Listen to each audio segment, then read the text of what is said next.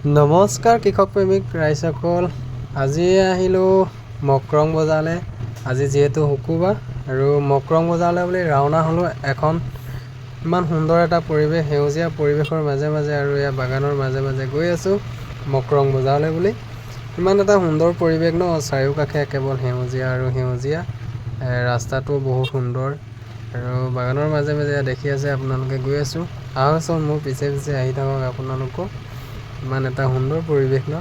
আৰু এইখন বজাৰ আৰু এয়া দেখিছেনে, আমি এই বজাৰ পালোহি আৰু এয়া দেখিছে, এইখনে হ'ল মকৰং বজাৰ। বাগানৰ মাজত যিহেতু আছে বজাৰখন, আৰু বজাৰখন যিকোনো বস্তুৱে বহুত কম দামত পোৱা যায়। ইমান এটা সুন্দৰ পৰিৱেশ, আহিব আপোনালোকেও। ইয়াত বিভিন্ন ধৰণৰ বস্তু, যিকোনো বস্তু ইয়াত কম দামত পোৱা যায়। এয়া দেখিছে, বজাৰত উপস্থিত হ'লোহি। নকলে যে জেগা দেখোন ফোন নকওঁ যে সদায় ফোন কৰি মানুহক কোনোবাই আহিব এজন দিলীপ আহিব।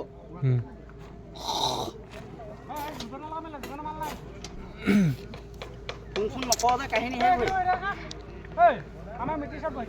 আৰু বজাৰখন পালোহি, কিন্তু জেগাডোখৰ নাপালোঁ। জেগাডোখৰত বেলেগ এজন মানুহ বহি দিলে। যিহেতু লগৰকেইজনে কৈছে এজনৰ ওচৰতে বহক, আৰু যিহেতু মই নিজৰ জেগাডোখৰ নিচিনা কেতিয়াও নহয়, সেইজনক আজি বহিবলৈ দিলোঁ আৰু বেলেগ এডোখৰ জেগাত মই আজি বহিলোঁ। যিহেতু আজি বেপাৰীও যথেষ্ট আহিছে, অকণমান মোৰ অহা দেৰি হ'ল। আৰু চাওকচোন, চবেই বস্তু মেলিলে আৰু মেলি কৰি আৰু দেখিছেনে আপোনালোকে, এইজন দেখিছে।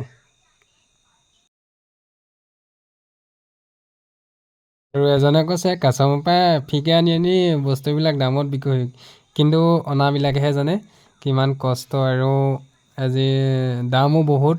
কাছমাৰী বজাৰ কুন্দুলি হ'ল 35 টকা, 40 টকা, এনেকৈ কিছুমানে 50 টকা দিও আনিবলগীয়া হৈছে। 60 টকাকৈ ইয়াত দিছে, কুন্দুলি 60 টকা আৰু পটলো 60 টকা। এনেকৈ যিকোনো বস্তুৱে মানে বস্তু চাই আৰু দামো কম আৰু কম বেছি মানে। আৰু বেঙেনাও যথেষ্টখিনি দাম, 40 টকা 35 টকা এনেকৈ বেঙেনা কিছুমানে কিনি আনিছে। আৰু কেনেকৈনো ইমান কমত দিব, এটা পানীলাও যদি 35 টকাকৈ দি আনে, তো 40 টকাটো বিকিবই লাগিব।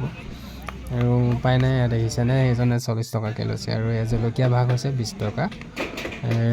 চাওকচোন আপোনালোকে কি ধুনীয়া। আৰু চব্জিও বহুত ওলাইছে, আৰু চব্জি এই সময়ত মানে দামেই হয়, যিহেতু বানপানী হ'ল না। বানপানী হোৱাৰ কাৰণে মানে আমাৰ দৈয়াং অঞ্চলৰ যিখিনি নৈকাষৰীয়া মানুহ আছিলে, তেখেতৰ চব্জি বাৰীবিলাক চব বানত ডুব গ'ল। সেইবাবে এইবাৰ চব্জি ইয়াত যথেষ্ট দাম হৈছে আমাৰ দৈয়াংবাসী ৰাইজৰ কাৰণে আৰু গোলাঘাট জিলাত। আৰু দেখিছেনে, এইখন বজাৰ হ'ল গোলাঘাট জিলাতে আছে, মকৰং বজাৰ, ঘিলাধাৰী আপোনাৰ দেখিছে। আৰু এয়া বস্তু মেলি আছে, এয়া গাহৰি বজাৰ। আজি গাহৰি যথেষ্টখিনি ওলাইছে, আৰু গাহৰিও ৰেট বহুত কম, 150 টকা দিবলগীয়া হৈছে গাহৰি মাংস আজি। আৰু ইমান কম ন, গাহৰি এটা দুটা নহয়, 10টামান গাহৰি ওলাইছে। আৰু বহুত কম দামত আজি গাহৰি বিকিছে। গাহৰি বিকাসকলেও মানে হাতে মূৰে কপালত হাত দিবলগীয়া হৈছে। আজি মাছৰ বজাৰো বহুত কম, মাছো দিবলগীয়া হৈছে আপোনাৰ 100 টকাকৈ, এনেকৈ 100-150কৈ দিবলগীয়া হৈছে। মানে যোনে যেনেকৈ পাৰে আৰু তেনেকৈ দিবলগীয়া হৈছে। এয়া দেখিছেনে আপোনালোকে, বজাৰখনৰ পৰিৱেশটো আপোনালোকক দেখাইছোঁ। ইমান এটা সুন্দৰ পৰিৱেশ, ইয়াত বিভিন্ন ধৰণৰ বস্তু ওলায়। আৰু এয়া এইপিনে চানা ঘুগুনি খাই আছে, দেখিছে আপোনালোকে। টাইমো হ'ল, আন্ধাৰো হ'ল, মানুহ বহুত আহিছে, দেখিছেনে। এজনৰ মাত শুনিছে চাগে, এগাল 10 টকা, এগাল 10 টকা বুলি চিঞৰি আছে। আৰু এয়া ইমান কম দামত দিবলগীয়া হৈছে। আৰু এয়া আন্ধাৰ হৈ গ'ল, এতিয়া বাজিলে তোমাৰ 7টা বজালৈকে এখন বজাৰ লাগি আছে। মানুহ যথেষ্ট আহি আছে, দেখিছেনে ইমান মানুহ।